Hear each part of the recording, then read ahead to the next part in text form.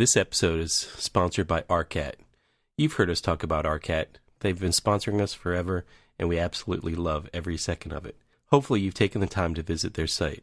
This is a great tool for you. From small architectural firms to government agencies, everyone can benefit from what they've created. Arcat has huge libraries of free content, CAD, BIM, specs, lots more. Why is this important to you? Because Arcat has done all the work for you. You need a spec? It's in the CSI 3-part master format, available in multiple file formats. And this is just one example. Arcat has tons of building product content ready for you to use. It's all free, and you don't have to register to download any of the content. If you've used other sites like we have, you must register to get content. Why bother with that?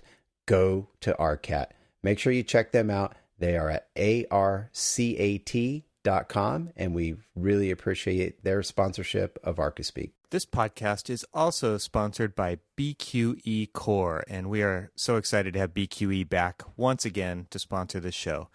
Core is the award-winning solution made just for architects that combines time and expense tracking, billing, project management, and accounting in one streamlined platform. And with groundbreaking business intelligence and comprehensive mobile apps, the whole is even greater than the sum of its parts. Make work easy with Core and get a 15-day trial by going to bqe.com/core. And if you click the link inside our show notes or on the website, that will let them know that you're coming from Archispeak. We would appreciate that because that helps the show out. So please head on over to archispeakpodcast.com and click on episode 133. And in the show notes, there will be links to everybody that we've talked about here in the sponsorship section of the beginning of the podcast. But the BQE link is there and the Arcat link is there as well. So go check out all of our sponsors at archispeakpodcast.com.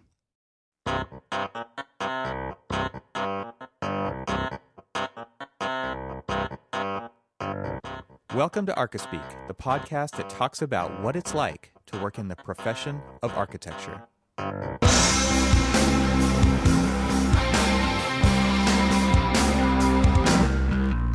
Welcome to episode 133 of the Archispeak podcast. I'm Neil Pan. I'm Evan Troxel.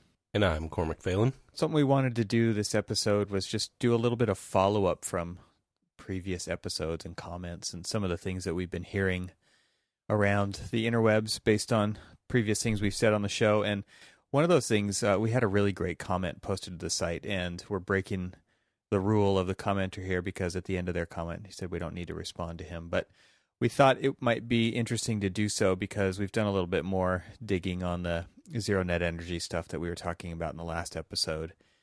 And he had a bunch of questions and points to kind of make. And basically, I guess, kind of around the theme of what is the best way to do this? Is it really worth it for owners? Is it really worth it for architects to be pursuing this?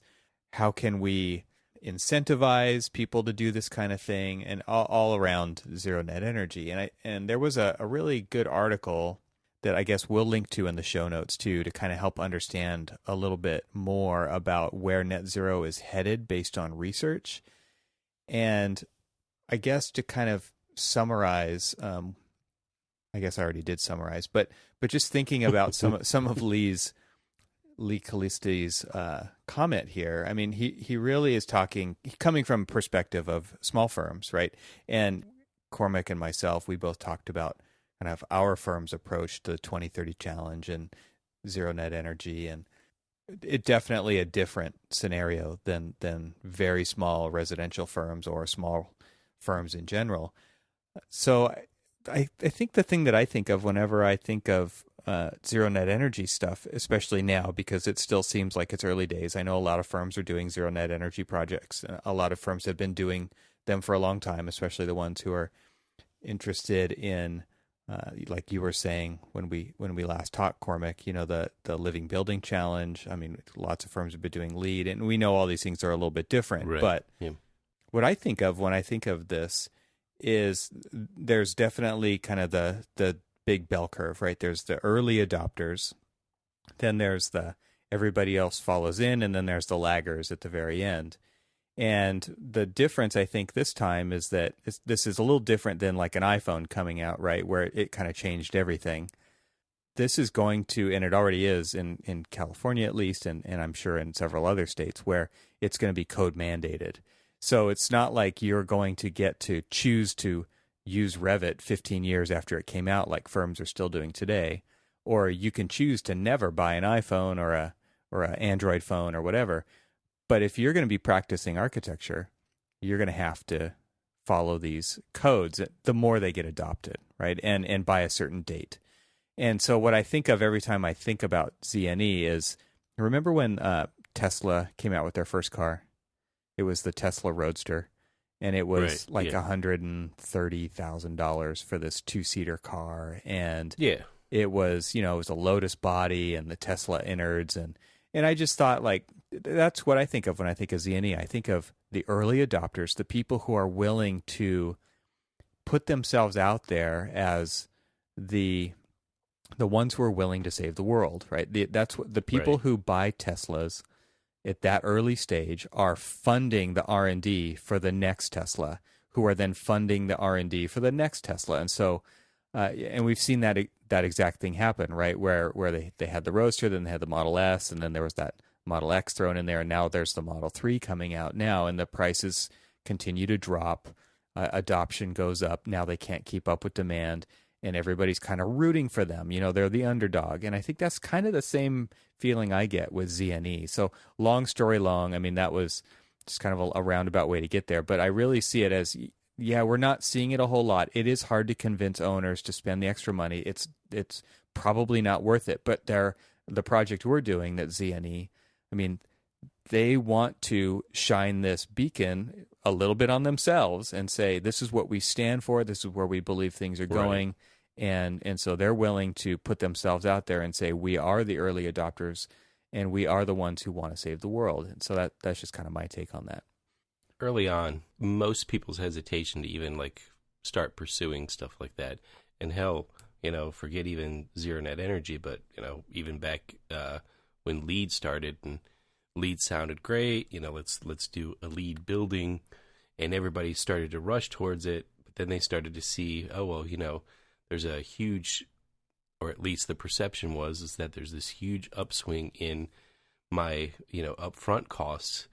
So maybe we won't go platinum, we'll go gold. Oh, no. Gold's still really expensive. Let's go silver. No, let's go certified. And then it's just like, okay, well, maybe we won't do it for every project, or we'll just do it for one and kind of see how it goes, kind of thing. And, and you're right. So the early adopters, the big early adopters, they went all in. And, it's still, I like the analogy with the Revit, what is it, 15 years later, and people are still, considering not certain it. That new Revit, I think we might give it a try. That BIM stuff. We're on 15 years of this stuff, and the next big thing's going to come out, and Revit's not even going to be a thing for forever. But exactly, the thing that I like about all of the different analogies you were giving is that, so we're using, and it's great that we're using Tesla as kind of like the directional. It's like this is, they went in, they did all of these things. I mean, because there was companies early on. General Motors is a great example of, they tried several decades ago to have an electric car, and pretty much in California was the recipient of it, and realized that it wasn't working for them. It wasn't financially viable because they, because unfortunately there wasn't the infrastructure and everything else. And so there's a whole conspiracy around that thing, right? Yeah. And then they recalled them and everything else. And so, but, the taste was out there. It's like, oh, we could have had this car all this time, and think about what the technology would have been. And now, with Tesla going out there and paving the way and really just saying, you know what, forget about all the bureaucracy behind it.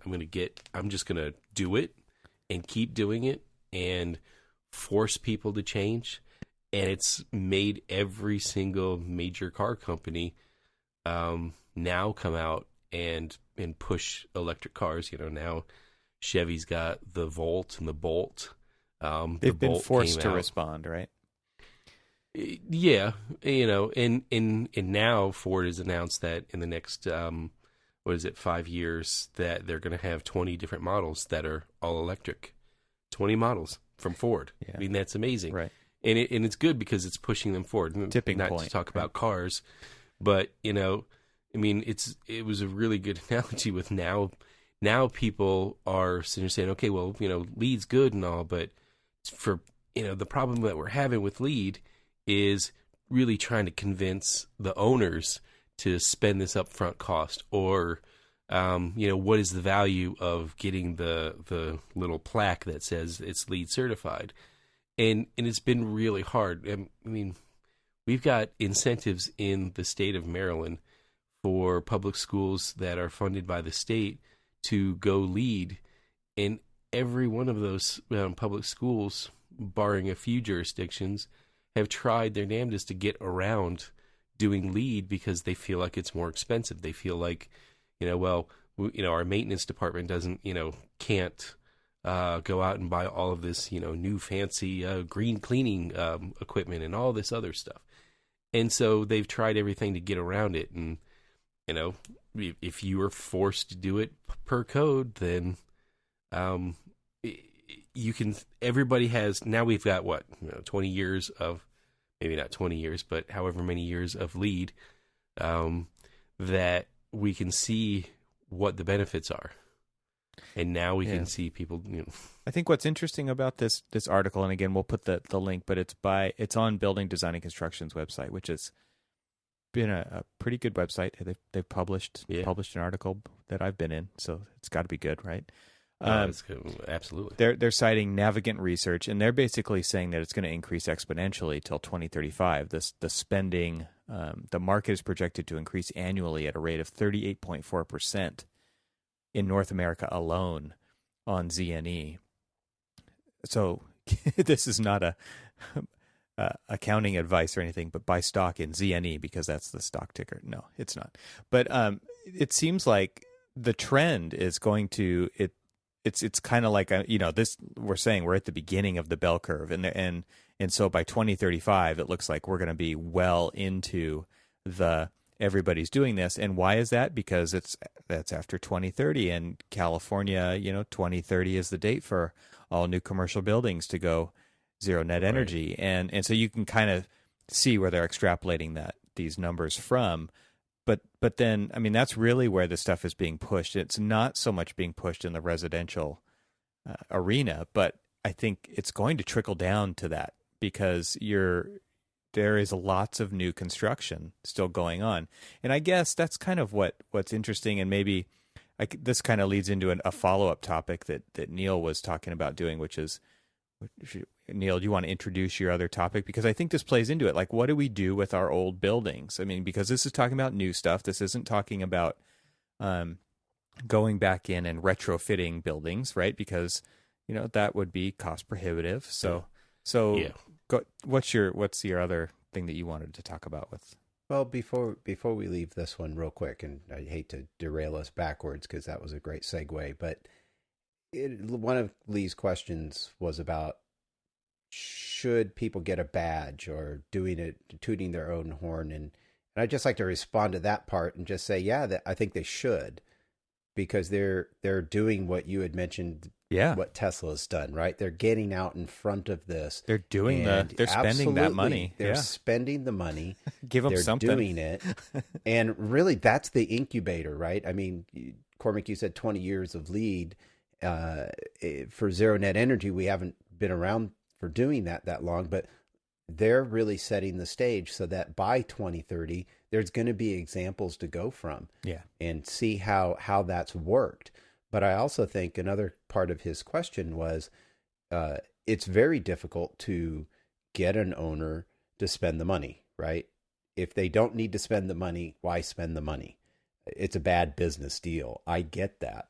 And so I do think, And they don't have to yet either, but I think like no, what we but found, I mean they're going to, yeah, and eventually. But I think where I was going with this is to his other part of his question is I think the best approach is to incorporate these things into the code, and we're seeing that in California. I mean, the what we call Title 24 here, but our energy standards are going through the roof, and it's squeezing projects, and it's getting more and more expensive to do them.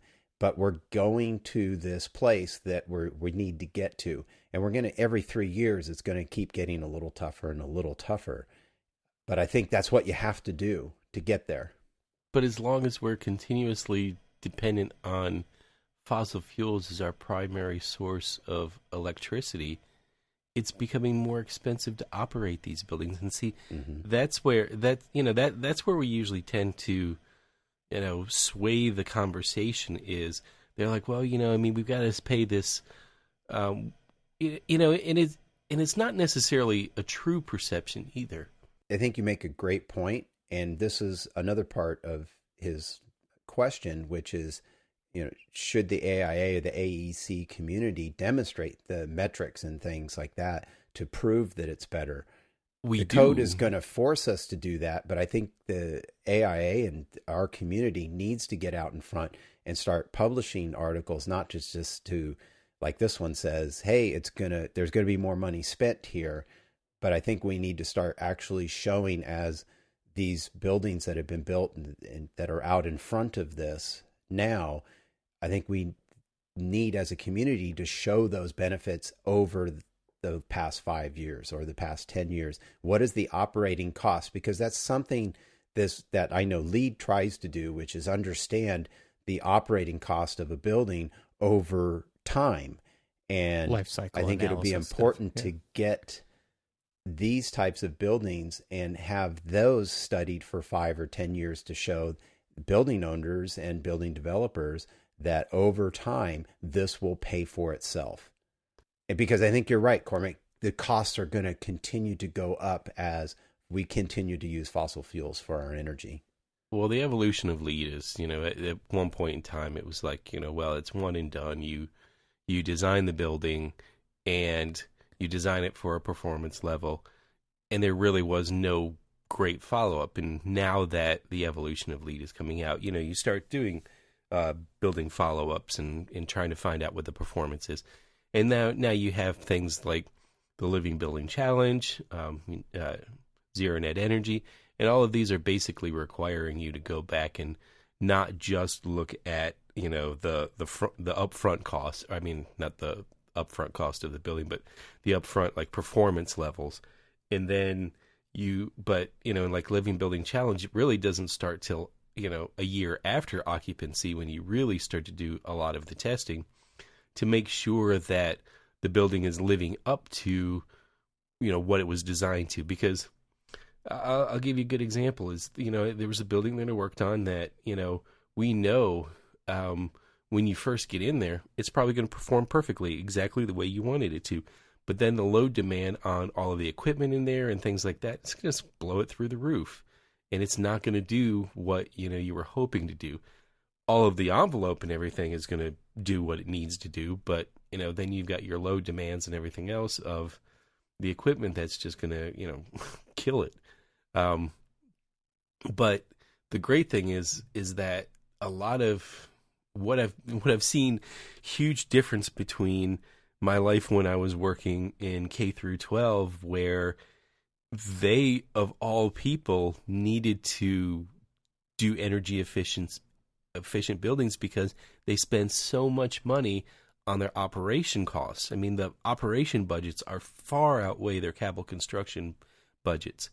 And so they need buildings that perform better so that they're not spending so much money on just the day-to-day operations of air conditioning and all of that other crap. And I'm seeing in higher ed where they're willing to spend a little bit extra up front so that they can see that long-term benefit of reduced maintenance, reduced electricity costs and things like that. And so they're willing to pay that little extra. And it goes back to the Tesla analogy of like, if you're willing to pay a little bit more, you will see the long-term benefits of this. Yeah. And that's what we've got to educate the owners on. And we do it all the time. People ask us, well, why are we doing lead? And, the first thing we do is we sit down and you say, okay, I'll give you another great example is we're going through some value engineering exercises. And, they're like, well, if we get rid of this or we get rid of this, and we're like, well, you're going to lose lead points if you do that. And they're like, well, will that matter overall? And we try to explain to them why it does matter and what the long-term effect of sacrificing lead points. And it's not just about sacrificing lead points, but it's sacrificing overall building performance. Yeah. Yeah. I think one of the things that a lot of architects are also nervous about is how detailed, because basically you're saying that here is how the building is going to perform, right? Based on modeling, software modeling. Right. So right. Architects are very nervous, number one, about making claims, right, for the future based on software modeling that is not perfect. I mean, we don't put ourselves out there for liability of any kind. We don't want to. And so there's that kind of trepidation when it comes to that. There's also the trepidation of learning what it takes, because it's a substantial effort to learn how to do all that as well. If you don't simply have a consultant that will do it for you, all the energy modeling, right? You will have, and especially in these smaller firms, like our person who's like Lee is asking here, is like, who's going to do that work? Because you basically have to provide that to the entity to get the permitting process through, because you have to, number one, say the building is going to perform, and here's the data that shows that it's going to perform like this. And then it actually has to perform like that over time for the certification to go through. And that is a very liable kind of situation to be in the middle of. But just know that this is what we've signed up for. I mean, this is the stuff that's in the code, at least where we're practicing and where we're concerned, because if we don't take upon that responsibility upon ourselves, somebody else is going to do that stuff for us. And again, do you want to get into the position of doing less and less, providing less and less value to the client to get the project built as an architect, or do you want to take that on and be that value? I think that's definitely something worth considering, because I think a lot of people are shying away from it, but also realize that you're shying away from your potential future jobs that you could be getting and the value that you add. And I'll also say that students are coming out of schools with knowledge how to do a lot of this, and they are super passionate about it. And so they're willing to take that kind of thing on. They don't maybe understand the total liabilities and responsibilities associated with it, but they are excited about doing it and the tools that they can use to do it. Well, and this is also becoming not just a like a sticking point for architects and owners and everybody else about, whether or not to do energy efficiency and LEED and things like that. But people who are going to, like, say, let's say kids who are going to school right now who are wanting to go in and study all sorts of different types of environmental programs. They want to go to schools that walk the walk. They want to see, okay, well, I'm going in for environmental design. Well, does the building that I'm going to be working in, contribute or, doesn't contribute to like the overall environmental impacts? I mean, there are things like that they can sell. It's just like, okay, well, why would I want to choose, Auburn over, University of California? Well, Auburn does this, and all of its buildings are this, and we have a long track record of doing this, or vice versa. And they're like, well, if I'm going to spend my money, I want to spend my money on people who are equally as passionate about what I do or what I want to do. And so I'm going to pay my money to them. And even if I have to pay a little bit more money to go to a California school, well, I'll do that because that's what I believe in. And that's, I see that growing trend as well. I mean, we do a lot of campus planning, and a lot of campus planning is built around, how these schools can become more environmentally friendly and more energy efficient, and they use that as much as a selling point for forward thinking schools, as they do on their academics. And I think that's great. And because that's just going to continue to keep changing the mindset of the people who are using the buildings. Right now, people are just like, well, how much more is that going to cost me?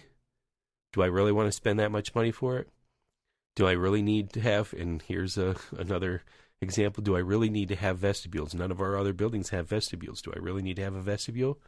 Well, yes, Mr. Owner, you need a vestibule because the current ASHRAE standards require X amount of this for your overall building envelope, and the only way we can do that is with vestibules. Oh, well, you sure we can't value engineer those out? The hard part is everybody knowing all that information, and somebody says yes without knowing. Right, Mhm. right. Yeah. You don't know how that's going to ripple through. Well, you know how many times I've had to come to the defense of something that seems like low-hanging fruit on a value engineering type. You're sitting around with a round table and you've got all sorts of people who are trying to come up with ideas to make the project, fit the budgetary goals. And they were like, that right there looks like the perfect thing to cut. Yeah. And, you have to be ready to tell them why. I've got one of those you can't cut that. exact things, and it has to do with exactly what we're talking about, because on the last project that I worked on it came time to reconcile some scope and budget, and there was a bunch of exterior shade fins on the building that were shading direct heat gain and glare in windows. And, these things look like they're just attached to the building, and they could easily be detached, right?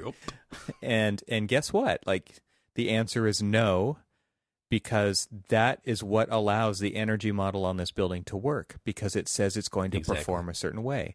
And you take those off, we have to redo all the energy model, which means we're going to recalc everything, which means your units are going to get bigger on the roof or wherever they are. They're going to get bigger, or they're going to operate longer. Exactly. And things like that, they're like, well, okay, so they're a little bit bigger. Well, let's take, for instance, they're a little bit bigger. So now, because you have increased the solar heat gain on your building, it means that the units have to work longer throughout the day to provide the same comfort level as you did when they had the shading on there. So now you've increased your electrical costs. Not only have you increased your upfront cost of larger units, but now your life cycle costs, you've increased that, and now those are working harder. And got to you replace did that them sooner, and they cost more. You did that, yeah, and you did that all to save, let's say, $40,000. Yeah. And then and so you go through all of that. I just did that on my current project where, we were looking to save some money. And of course, things like that are viewed as low-hanging fruit for, it's like, oh, yeah, well, that's an easy one. That's no brainer. Let's take those off. Yeah, that's like pulling the thread on the sweater, though, right? Because it runs deep. Yep. and it just goes, and it's like, well, you were going to have this type of glazing because we were shading it. And, through the high periods of time, we didn't really need the higher performing glass and so now you need the higher performing glass. So now you've saved this money, but you've had to add this money to get the same effect as this one little shade. It's interesting, and you need to know, and that's actually, one of his questions was, does it drive up the cost? Well, sometimes decisions make a huge impact, just like the sunshading devices do on a building, and especially like in your climate and where some of these buildings that we work on are. If you're down in the southeast United States, well, guess what? High sun, lots of southern and western exposure just beating into that building, and if you're not doing something to counteract all of that, it's going to just, your energy costs, your operating costs is going to be longer. The longer that those, and another thing, the longer those units run throughout the thing, you had kind of hinted to it. You're going to replace them faster because the life cycle of that particular unit is being diminished, and now you have to change the filters more and more often. Yeah. So now you're spending a lot more money on those, and then your motors break down, and then this, and then. Well, yeah, it just brings up a good point. All hell breaks loose. Yeah. Exactly. It really does. It brings up a good point that, and you see this, I'm sure, a lot too, because these buildings that we're designing are going to last for, I don't know, 50, let's just say 50 plus years for a nice round number. But the people who are getting these projects built on the teams, the user groups and the multi-headed monsters of all these different client groups and stuff, how long are they going to be involved in the project? No, actually, one of my favorite tons of turnover, right? Will this break down before before I leave the university or before I retire? Yeah. Right. So, I mean, on the last project that I did, the dean was not even going to get to sit in his new office. I mean, it was actually it's the dean's office. He will not be the dean in it. And so that just kind of shows you where a lot of the thinking, now, not always, there are definitely people out there who are thinking about the next generations of people who are going to be using these, and they're making their decisions based on what they think is best for the next generations. But there is also a contingent of people who are very much only thinking about the next 2 years. Like, what do I need to do? Because this is my stepping stone to the next thing. And they're making decisions that are going to hopefully make them look good in the short term. And then they don't care about it after that. And I think that's something that we run into time and time again with decision makers. You can tell the difference immediately between the two. But that's something that we see all the time. People are totally willing to cut corners now because they're not going to be involved later. And that's a big problem as well. Absolutely. Bringing this around a little bit to the residential side, one of the good news, let's end this topic maybe on a positive here. Woohoo, yeah. And maybe this is just in California. I don't know. I'm sure it's happening all over the country. But having solar panels, PV, on our houses here, and I'm talking mostly newer developments here, that is becoming a selling point. And this is getting back to one of his Lee's last portions of his questions here. It is becoming a selling feature, and not so much that. I think what's happening is there's definitely a little bit like, well, hey, I can do this, and it means my bills are going to be lower, and I can beat my chest over the next guy next door. So he wants to have that, or she wants to have that too. And so I think it's certainly building, and maybe I'm just in a bubble here in the Bay Area, in San Francisco Bay Area, that we're seeing more and more and more of that. And it's becoming much more popular. So there's some good news here that it is happening. It is bringing down bringing up the net zero energy of these residential houses and multifamily developments that I'm working on.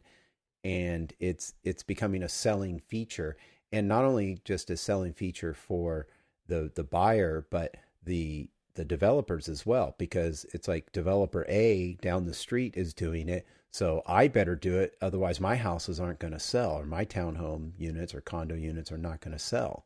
So there's a little bit of this competition going on around here, and it's all a net benefit. That sounds great. It really does. I wish it were more than just, isolated to California. The problem is that when developer A, who's not doing solar panels or solar hot water or tankless hot water and all this other stuff, when he's not doing that, all he's going to do is just sell it cheaper because he's going to sell them. Yeah, they will sell. They will sell.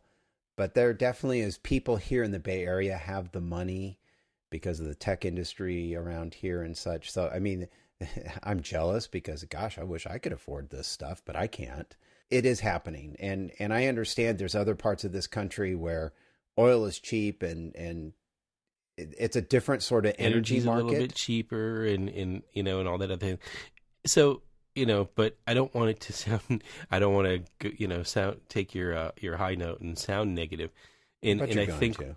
no, because I think where all of this, is going is, one of the things is it even worth the effort? Was kind of some of the things that I was pulling out of reading some of his comments and things like that were, and I think yes, it's absolutely worth the effort for us to basically spend a lot more time understanding where the market trends for sustainable building practices and things are going. Is it worth our time to not only understand that stuff, but understand the ramifications of the upfront costs, the overall life cycle, your overall energy expenditures throughout the thing, your maintenance on all of this stuff, and to be able to sit down with a client, especially in a residential, because I mean, if you can sell somebody something that directly impacts their wallet and show them that you should be doing this, say that person is the CEO of a company and they're wanting to build a new building, and they're like, you know what? I mean, all of these things that I did in my house that have saved me money, sure, it was, I could have bought this house or built this house for, let's just throw out a generic number, $150 a square foot. Without all of this stuff, I know. That's why I said, let's just throw out a generic number. But I spent $175 a square foot and got all of this savings back. And so my return on my investment, could have been, over the course of 20 years, but I really saw it in the first 5 years. And now it's just paying me back, with all of this cost savings that I have and all of this maintenance free, materials and stuff that I'm using. And so then he's going to say, I'm going to go and I'm going to do this. I'm going to do this to our new building, and let's do that. And you just need to kind of like go through this whole effort of trying to teach them how to, sustainability, unfortunately, right now. And I hate to say that, this is kind of, it was a no-brainer, centuries ago. And we just made everything easy because, we got air conditioning and all this other stuff. And let's just throw technology at it. And now we're like, ooh, crap, that wasn't really the right thing to do. Let's go back to, the way things were. And unfortunately, once you dangle a carrot in front of them, they don't want to give it back. Yeah. So you raised the question, Cormac, is it worth our industry to invest in research and figure this stuff out and sell it to our clients and such? The article that we'll be posting here that Evan gave us to talk about here says HVAC products and services, at least, or products and services in general, are going to hit $1.4 trillion by 2035, or this whole industry is going to grow at a 45.8% rate to $172.6 billion in worldwide. So I guess worldwide. But what I'm getting at is that there's money here, and for us as architects, we need to be out front if we want to take advantage of what this article says here, the growth in Z&E over the next, well, I guess what it'd be to 17 years from now, or over the next 17 years till 2035. Yes, the answer is yes. There is money there to be made. And we need to be out in the forefront of this, whether you're doing residential projects or commercial projects. Absolutely. Well, unfortunately, and do it. I think it's really hard to be in the position that somebody like Lee is in, because Cormac, you're giving an example of a CEO doing this, and I mean, really, it is architecture just for the CEOs out there. I mean, I'm a homeowner, and there are definitely thoughts that crossed my mind of, oh man, I'm not going to do that because I'm not going to be here in X years, because I'm not going to realize the value out of that. I think it's totally different in the commercial world and in the public space where you're doing a building on a campus, and that campus is a legacy, and there's people who are going to you don't want to be found out for your failures 20 years down the road, right? You want that building to be as good or, as it possibly can be, so that it's still working for that campus, and there's lots of accountability there. But when you're doing residential and you're trying to say that architecture is for everybody, and hire an architect, right? Don't just go buy a developer house. Don't just go buy that tract house. Don't go just buy that, architecture's for you too. It's really hard to convince somebody who's spending their life savings on a house to spend the extra money, unless they really are concerned about future generations and they really are going to stay there for, all the way through their retirement or whatever it is. I mean, there's just so many ways to look at this and so many angles to play out that I think we can agree that it's the right thing to do, but it doesn't mean it's what the people are going to choose to do.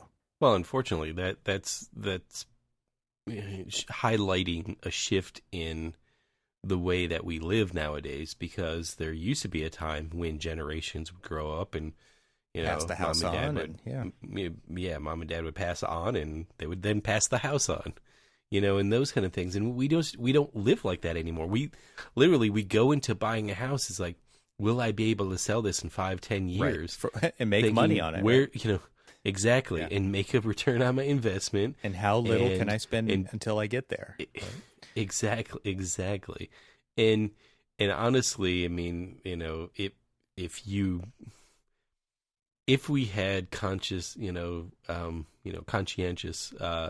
developers and things like that really wanted to make a difference and say, okay, you may only be here for 10 years, but you're going to be spending, instead of spending $100 a month on your electric bill, because, we did all of these improvements and stuff on it, you're only going to be spending $25 a month on your electric bill. And, start showing them all of these benefits and return on investments and why they want to spend for all these upgrades and things like that. I mean, it's just, I think sustainability and the green movement and all of these other things that have been, call them movements and all this other stuff, they've been around forever, Yeah. And, they're not fly by night. And for you. And the problem just is just like, people right now, everything is cheap and easy for them. Why does Germany lead the world in solar energy? It's because their energy is really expensive. When I lived there, the amount that we're paying now for gas, they were paying that and then some in the late 80s. Yeah. And so if that's the cost of energy, you're going to want to figure out a way to make it a little bit cheaper or spend less on it.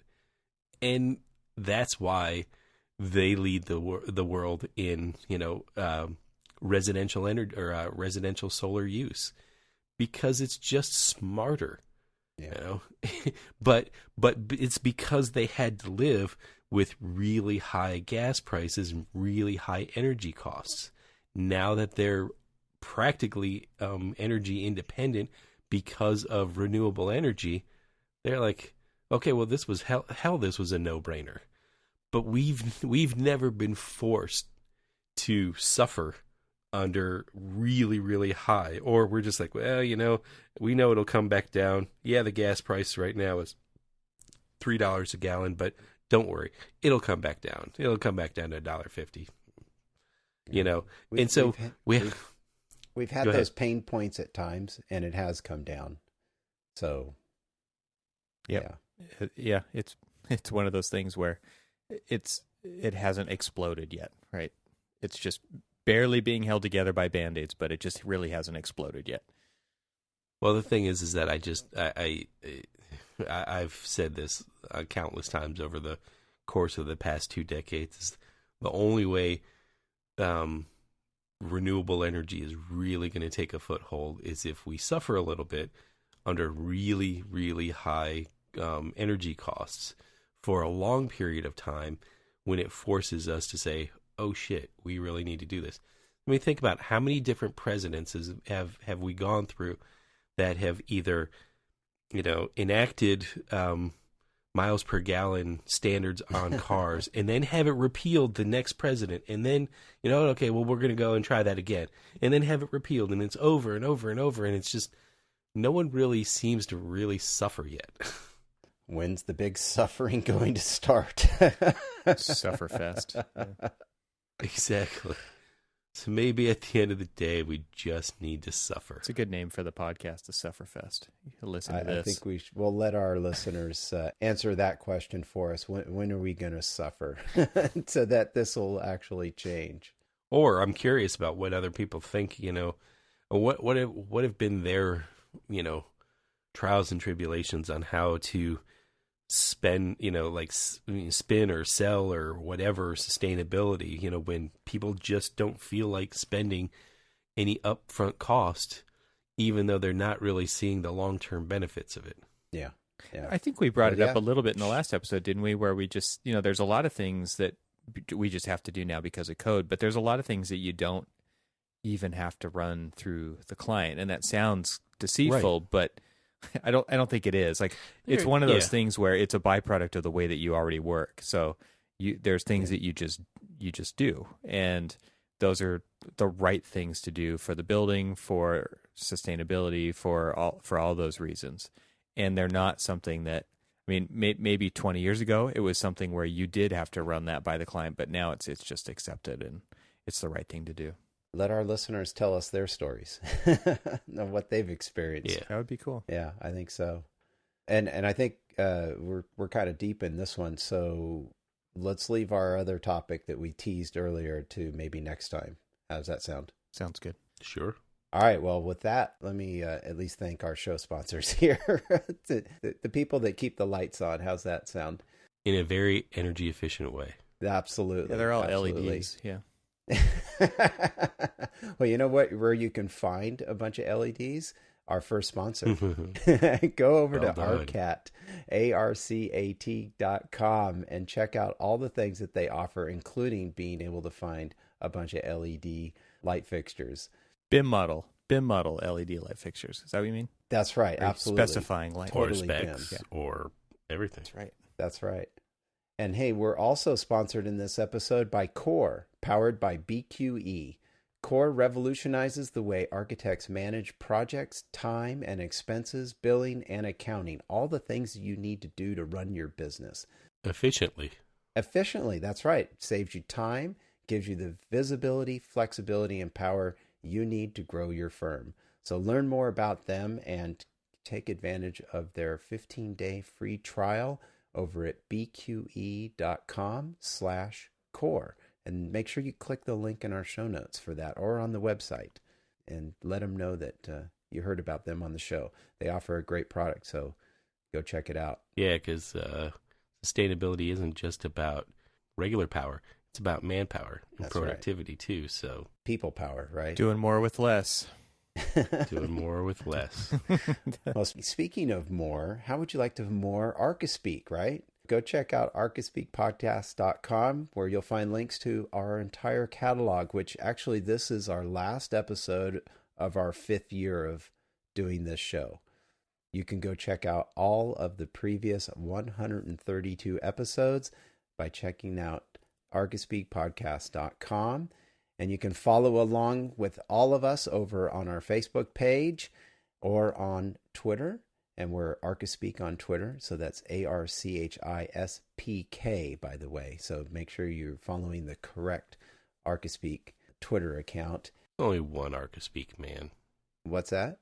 There's only one Archispeak. That's right. We wish. There's only one. Well, actually, there's 3 of us, but there's only one Archispeak. Hey, with that, everyone, thanks for listening, and tell a friend, stay subscribed. We'll catch you next time. See ya. See ya, and stay green. Green. That has a whole different meaning in California now. I joined the choir to sing. They're all competing for some other thing. I joined the choir to sing.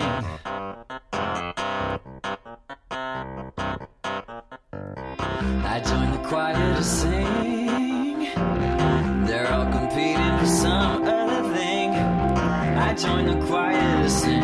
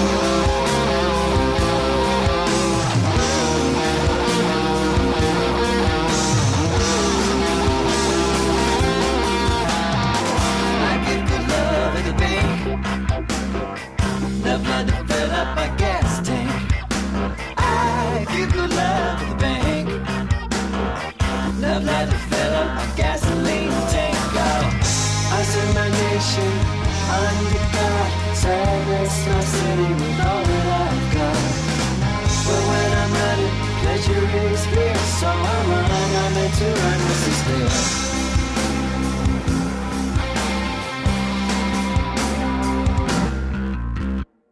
Spend time with folks at the home. How you doing? What you doing, boss? With my people who know how to get you rock. Spend time with folks at home. Now I like it hot and mighty.